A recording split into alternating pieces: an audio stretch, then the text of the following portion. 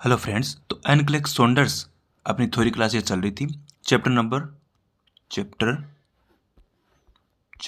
12 12वां chapter चल रहा था, जिसका नाम था health and physical assessment of adult client.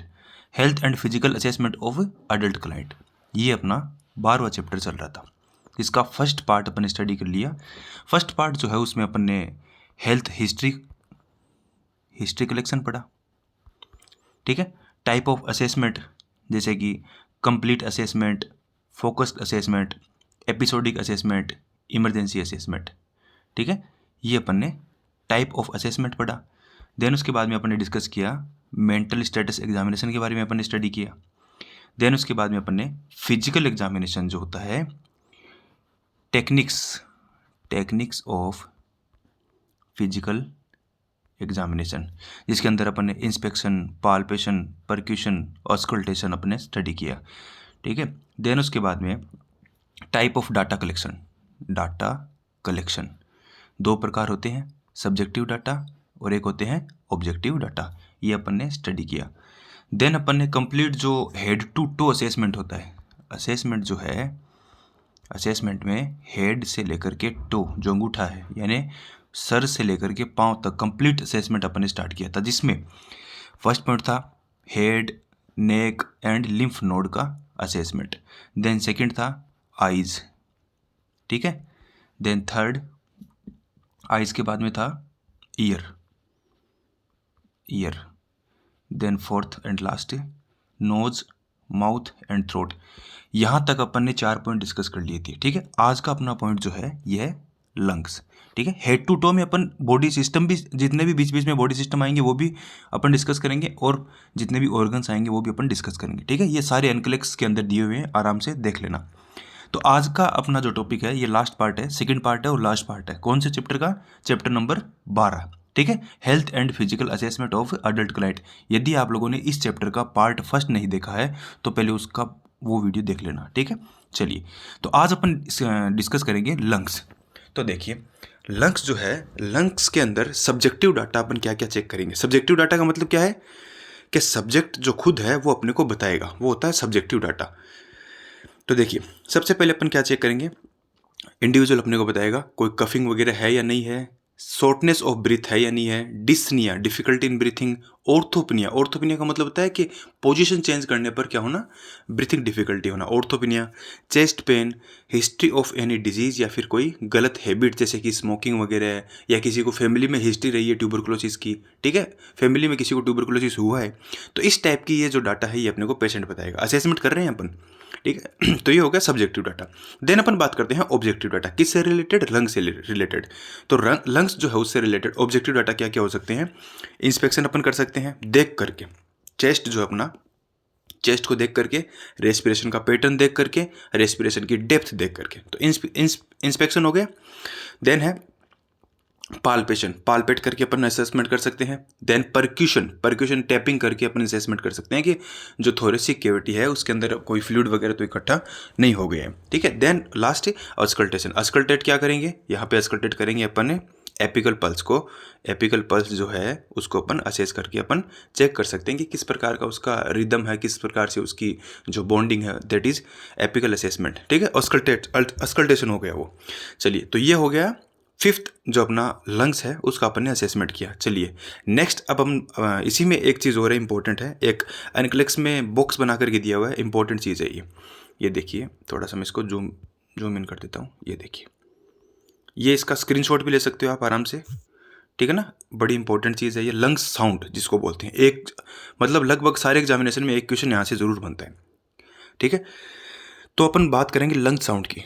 तो first one is fine crackle. Fine crackle जो साउंड है, फाइन क्रेकल लंग्स जो साउंड है, इसका कैरेक्टर क्या होता है। देखिए, लैंग्वेज जो ना ये इंपॉर्टेंट है। यहाँ पे अपन स्टेथोस्कोप लगा करके अपन सुन नहीं सकते, लेकिन ये जो लैंग्वेज दे रखी है ना, ये आपको अगला एग्जाम में देगा, ये इंपॉर्टेंट है। ठीक है ना, और कौन कौन सी डिजीज़ में ये साउंड प्रोड्यूस होते हैं ये भी इंपॉर्टेंट है। ठीक है, तो सीधी इनकी जो लैंग्वेज है ना ये ध्यान में रखना। तो फाइन क्रेकल साउंड जो है ये एक प्रकार का हाई पिच क्रेकलिंग साउंड होता है, और कब सुनाई देता है, at the end of inspiration. जैसे ही अपना एक इंस्पिरेशन कंप्लीट हुआ तो अपने को साउंड सुनाई देगा, और हाई पिच ठीक है, तेज पिच के साथ में क्रेकलिंग साउंड सुनाई देगा, जिसको अपन बोलते हैं फाइन क्रेकल बोलते हैं जिसको। ठीक है, एग्जाम्पल कौन सी डिजीज कंडीशन में मिलेगा ये साउंड? नॉर्मल नहीं है, ये अपने को न्यूमोनिया में मिलेगा, ये अपने को हार्ट फेलियर में मिल सकता है। चलिए second one is coarse crackle sound, जिसकी कैरेक्टरिस्टिक्स क्या है, जिसकी व्याख्या दे रखी है अगले ने कि ये एक प्रकार का लो पिच साउंड है, बबलिंग साउंड है, गर्गलिंग साउंड है। ठीक है, कौन सी कंडीशन में मिलेगा? ये सेम अपने को न्यूमोनिया एंड हार्ट फेलियर में मिलेगा। Then next one wheezing sound. ठीक है, व्हीजिंग साउंड जो है या व्हीज जिसको बोलते हैं, this one is the musical whistling. ठीक है, सीटी बजने जैसा साउंड किस में मिलता है? अस्थमा में। वेरी वेरी इंपॉर्टेंट क्वेश्चन, बहुत बार आया हुआ है। Then next rhonchi sound. ठीक है, रोंकाई बोलते हैं, कई रोंकी बोल देते हैं, अपना अपना सबका प्रोनाउंसिएशन है। सोनोरियस मोर्निंग साउंड। ठीक है, ये लैंग्वेज ध्यान में रखना है। अब मैं आपको ये सुना करके तो बता नहीं सकता कि किस प्रकार से ऐसा सा सोनोरियस होता है ना, आपको ये लैंग्वेज ही पढ़नी है बस। और अगला आपको एग्जाम में भी नहीं देगा, ये सुर सुना करके नहीं देगा कि ऐसा इस प्रकार का सोनोरियस है, गर्गलिंग है, खरखराटी है, गरगराटी है। ठीक है, ये नाम ही ना आपको ध्यान में रखनी है बस। क्रोनिक ब्रोंकाइटिस में अपने को रोंकी मिलेगा अपने को। ठीक है, और कई बार ध्यान में रखना, एग्जाम में कई बार क्वेश्चन आया हुआ है, रोंकी साउंड जो है ये न्यूमोनिया में भी मिलता है। ध्यान रखना, ये क्वेश्चन आया हुआ है, एम्स में ही आया हुआ है, ये भी ध्यान में रखना। चलिए नेक्स्ट, प्लूरल फ्रिक्शन रब साउंड। ये जो देखिए मैं इस प्रकार से टी के ऊपर एन या किसी भी शब्द के ऊपर एन लगाता हूँ, इसका मतलब होता है TION, स्टैंडर्ड। ये एक प्रकार का वो है नेमोनिक्स जिसको बोलते हैं अपन, है ना, शॉर्ट फॉर्म वो है ये। तो प्लूरल फ्रिक्शन रब साउंड क्या होता है, इसकी व्याख्या क्या है? सुपरफिशियल रबिंग साउंड, यानी रगड़न जैसी। अब क्योंकि प्लूरल मेम्ब्रेन है, दो प्लूरा है, पेराइटल प्लूरा और एक क्या है, विसरल प्लूरा है, तो इन दोनों के बीच में क्या हो रहा है? घर्षण हो रहा है, यहाँ पे फ्लूइड हट गए यहाँ से, तभी तो प्लूरल फ्रिक्शन होगा ना। तो इसकी वजह से, रबिंग की वजह से साउंड होगा, उसको बोलते हैं प्लूरल फ्रिक्शन रब साउंड। किस में मिलेगा? प्लूराइटिस में मिलेगा। ठीक है, तो ये कुछ इंपॉर्टेंट साउंड थे, सारे के सारे मैंने कलेक्ट कर लिए, सारे इंपॉर्टेंट है, इसका स्क्रीनशॉट भी ले सकते हो, लिख भी सकते हो। चलिए नेक्स्ट, अब पांचवा अपना असेसमेंट हो गया लंग्स का। छठा है हार्ट। अब देखिए हार्ट में अपन क्या क्या असेस करेंगे, तो असेस सबसे पहले सब्जेक्टिव डाटा। ठीक है, सब्जेक्ट अपने को क्या बता रहा है, पर्सन अपने को क्या बता रहा है, तो सब्जेक्ट अपने को बता सकता है चेस्ट पेन, डिस्निया, ठीक है, सांस लेने में दिक्कत, कफिंग वगैरह हो सकती है, लेग पेन, क्रैम्प। ठीक है, हिस्ट्री टेकिंग, हिस्ट्री में अपने को प्रीवियस डिजीज है वो बता सकता है, लाइफ स्टाइल बताएगा। ठीक है, तो ये सब चीज़ें अपने को असेसमेंट में पेशेंट खुद बताएगा, जिसको अपन सब्जेक्टिव डाटाज में रखेंगे। देन बात करते हैं अपन ऑब्जेक्टिव डाटा। ऑब्जेक्टिव डाटा जो होते हैं, ऑब्जेक्टिव डाटा में अपन क्या करेंगे? Inspection, palpation, percussion, auscultation. Inspection में तो अपन चेक करेंगे चेस्ट सिमेट्री। ठीक है, कि भाई चेस्ट जो है उसका जो डायमीटर है, जो एंटीरियर पोस्टीरियर डायमीटर है, जो लेटरल डायमीटर है, ट्रांसवर्स डायमीटर है, वो प्रॉपर सही है तो सही ना। ये डायमीटर होता है दो तो होता है ट्रांसवर्स और एक होता है एंटीरियर पोस्टीरियर। 2:1 का अनुपात होता है ट्रांसवर्स और एंटीरियर पोस्टीरियर में। तो ये जनरली है या नहीं है, ये अपने को देखना है। तो इंस्पेक्शन में तो अपन देख लेंगे क्या? सिमेट्री देख लेंगे चेस्ट की। पाल्पेशन में अपन क्या करेंगे? एपिकल हार्ट जो रेट है वो अपन ईयर कर लेंगे, सुन लेंगे। परक्यूशन में टेपिंग करके देख लेंगे चेस्ट को, और अस्कल्टेशन में अपने को अपन क्या देख लेंगे? लब एंड डब साउंड सुन लेंगे अपन ने। लब का ही दूसरा नाम क्या है? S1। डब का ही दूसरा नाम क्या है? S2। ठीक है, दोनों के दोनों नॉर्मल है। अच्छा, S3 और S4 नॉर्मल है क्या? नहीं जी, ये अब नॉर्मल है। ठीक है, आगे कार्डियोलॉजी में अपन स्टडी करेंगे। ठीक है, तो ये हो गया अपना लंग्स। सातवां पॉइंट अपना ब्रेस्ट एग्जामिनेशन कैसे करेंगे, ब्रेस्ट जो है उसका असेसमेंट कैसे करेंगे। फीमेल है तो ब्रेस्ट का असेसमेंट करना जरूरी होता है, ठीक है ना। तो ब्रेस्ट का सबसे पहले कुछ मोटी मोटी इंपॉर्टेंट चीज़ें, साइज अपने को चेक करनी होती है कि दोनों ब्रेस्ट जो है उनका साइज इक्वल है या नहीं है। ठीक है, साइज कम या ज़्यादा मैटर नहीं करता, क्योंकि कम ज़्यादा तो फैटी टिश्यूज़ पे डिपेंड करता है, कम या ज़्यादा। ठीक है, ये कोई मीनिंग नहीं है, कम भी हो सकता है साइज, ज़्यादा भी हो सकता है, लेकिन दोनों ब्रेस्ट का जो साइज है वो इक्वल अमाउंट में होना चाहिए। ठीक है, इक्वल होना चाहिए। देन सिमेट्री होनी चाहिए। सिमेट्री का मतलब होता है कभी भी कोई ऑर्गन का आप सिमेट्री चेक करो, इसका मतलब उसका वो प्रॉपर अपने अलाइनमेंट में होना चाहिए। ठीक है, ये तो है वेल सिमेट्रिकल। ठीक है, अब मैं ये बता दूँ आपको इस तरह से, ये ऐसे ऐसे, दिस वन इज एसिमेट्रिकल, इसको बोलते हैं एसिमेट्रिकल। ठीक है, एसिमेट्रिकल का मतलब होता है कि अपनी पूरी ज्यामिति में नहीं होना। ठीक है, अपने पूरे प्रॉपर शेप एंड साइज में होना, दैट इज सिमेट्रिकल। यदि अपने प्रॉपर शेप एंड साइज में कोई ऑर्गन नहीं है तो उसको अपन बोलेंगे एसिमेट्रिकल। ठीक है, तो सिमेट्री होना जरूरी है। देन अपन क्या चेक करेंगे? पेन है या नहीं है, टेंडरनेस ब्रेस्ट में, लंप कोई है या नहीं है, लंप मतलब कोई abnormal tumour like formation, that is lump. Nipples जो है उनको अपन चेक करेंगे, ठीक है। एक बात ध्यान में रखना कि ऑलवेज जब आप फीमेल का असेसमेंट कर रहे हो तो आपके पास में एक फीमेल स्टाफ जरूर होना चाहिए, ठीक है। देन निपल्स में अपन क्या करेंगे, कलर चेक करेंगे, साइज चेक कर सकते हैं, ठीक है, दोनों निपल जो हो प्रॉपर साइज में है या नहीं है, डिस्चार्ज कोई निकल रहा है या नहीं है, कोई फ्लूइड वगैरह, कोई अबनॉर्मल फ्लूइड तो नहीं निकल रहा ना, ठीक है। उसके साथ में क्रैकिंग, क्रैकिंग जो है ये भी अपन चेक करेंगे, क्रैक तो नहीं है निपल्स, ठीक है। चलिए नेक्स्ट अपन क्या कर सकते हैं, इंस्पेक्ट कर सकते हैं, पालपेट कर सकते हैं, परक्यूशन कर सकते हैं, ऑस्कल्टेशन भी कर सकते हैं, ठीक है। This one is the breast examination. चलिए नेक्स्ट वन, एब्डोमेन। एब्डोमेन जो है इसमें सब्जेक्टिव डाटा क्या क्या हो सकते हैं, सब्जेक्ट अपने को क्या क्या बता सकता है असेसमेंट में, चेक द एपेटाइट बता सकता है कि मेरे को भूख, मेरा भूख का पैटर्न क्या है, भूख किस हिसाब से लगती है मेरे को या नहीं लगती। स्वॉलोइंग पैटर्न बता सकता है कि निकलने में तो कोई डिफिकल्टी नहीं है ना। इनटेक आउटपुट बताएगा अपने को, नोजिया वोमिटिंग की कोई प्रॉब्लम है या नहीं है, पेन, बाउल हैबिट के लेटरिन जो है वो सुबह शाम प्रॉपर लगता है या नहीं लगता है, या दिन में ज़्यादा बार लगता है या कम लगता है, कॉन्स्टिपेशन की प्रॉब्लम है, उसको अपन बोलते हैं बाउल हैबिट, ठीक है।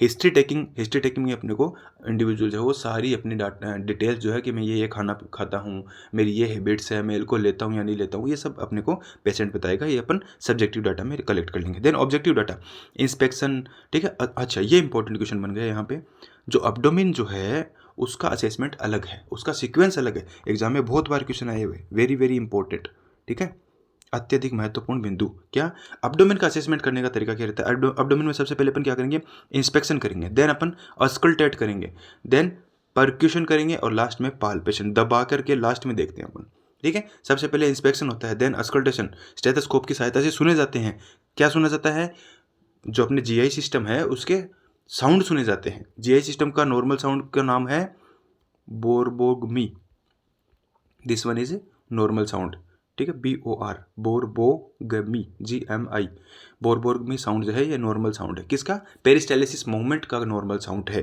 ठीक है। तो उसको अस्कल्टेट करेंगे, देन अपन तीसरे नंबर पर परक्यूशन करेंगे, परक्यूशन मतलब परक्यूशन का मतलब होता है थोड़ा दबा करके देखना, और लास्ट में होता है, सॉरी, परक्यूशन का मतलब होता है टैपिंग करके देखना, और लास्ट में होता है पाल्पेशन, पाल्पेशन का मतलब होता है उसको दबा करके देखना, ठीक है। तो ये सीक्वेंस एग्जाम में पूछा गया कई बार। देन लास्ट 9th जो पॉइंट है दैट इज मस्कुलोस्केलेटल सिस्टम, एक और इसके बाद में मस्कुलोस्केलेटल सिस्टम का अपन कैसे एग्जामिनेशन करेंगे। तो सबसे पहले सब्जेक्टिव डाटा, सब्जेक्टिव डाटा में अपने को सब्जेक्ट बताएगा जॉइंट पेन कोई है या नहीं है, कोई स्टिफनेस, अकड़न, मसल्स पेन, क्रैम्प कोई है या नहीं है, तो ये सब चीज़ें अपने को पेशेंट बताएगा। ऑब्जेक्टिव डाटा में अपन क्या करेंगे, इंस्पेक्ट करेंगे, पाल्पेट करेंगे, रेंज ऑफ मोशन चेक करेंगे कि प्रॉपर रेंज ऑफ मोशन है या नहीं है, ठीक है, किसी भी जॉइंट का, जॉइंट प्रॉपर खुल रहा है या नहीं खुल रहा, ठीक है, जॉइंट अपना काम कर रहा है या नहीं कर रहा है, ये अपन चेक कर लेंगे अपन। Then last one is neurological system. तो न्यूरोलॉजिकल जो सिस्टम है इसमें अपन क्या क्या चीज़ें करेंगे, सब्जेक्टिव डाटा में हेडेक, डिजीनेस, वर्टिगो, ठीक है, वर्टिगो मतलब चक्कर आना टाइप, यदि पेशेंट अपने को बताएगा कि मेरे को ऐसी कोई प्रॉब्लम है या नहीं है। टिंगलिंग सेंसेशन का मतलब होता है मतलब झंझनाटी टाइप, ठीक है।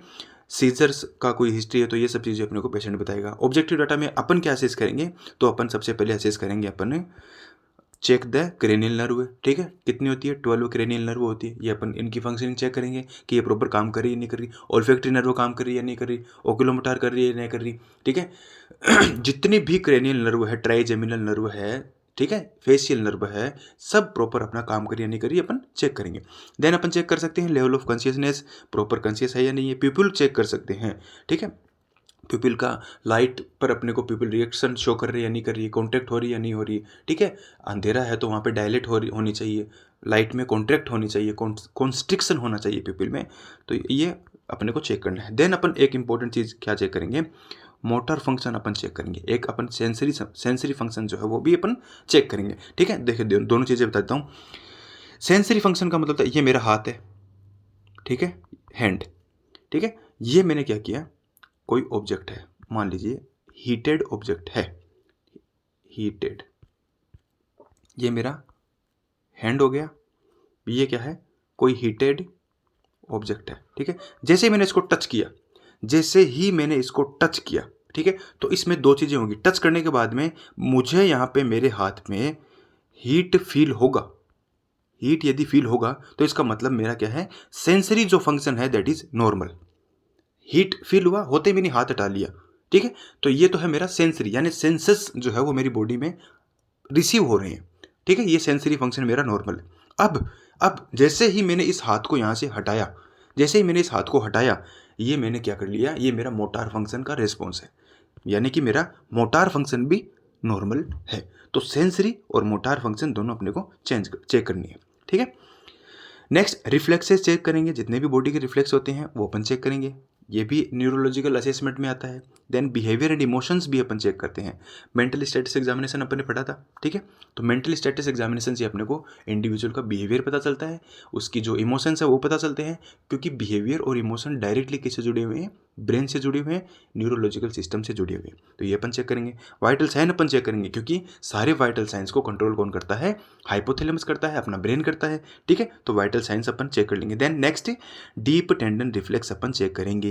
ठीक है, डीप टेंडन रिफ्लेक्स भी अपन क्या कर लेंगे, चेक कर लेंगे। ठीक है, ये मसल्स का रिफ्लेक्स है। ठीक है, न्यूरोलॉजिकल असेसमेंट होता है, न्यूरोमस्कुलर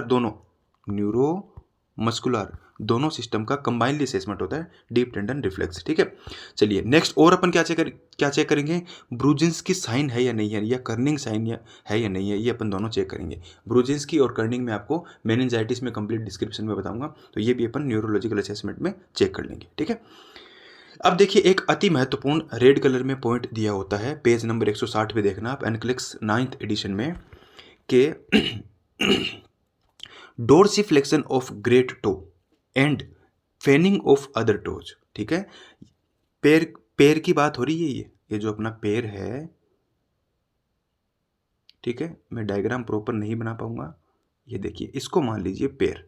ठीक है, ये पैर की अंगुलियां है। ठीक है, ये अपनी एडी है। ठीक है, तो देखिए सबसे पहले क्या देखना है, ऑन स्ट्रोकिंग द सोल, ये मेरा सोल है, पैर का जो तलवा है ना, ये इस पैर के तलवे को जब मैं स्ट्रोक करूंगा ना, किसी चाबी से या किसी ऑब्जेक्ट से ऐसे इसको टच करूंगा ना डीप, ठीक है, स्ट्रोकिंग करने पर दो चीजें होती है, डोर्सिफ्लेक्शन ऑफ ग्रेट टो का मतलब होता है अंगूठा पैर का, फेनिंग ऑफ अदर टोज का मतलब होता है बाकी की पैर की अंगुलियां।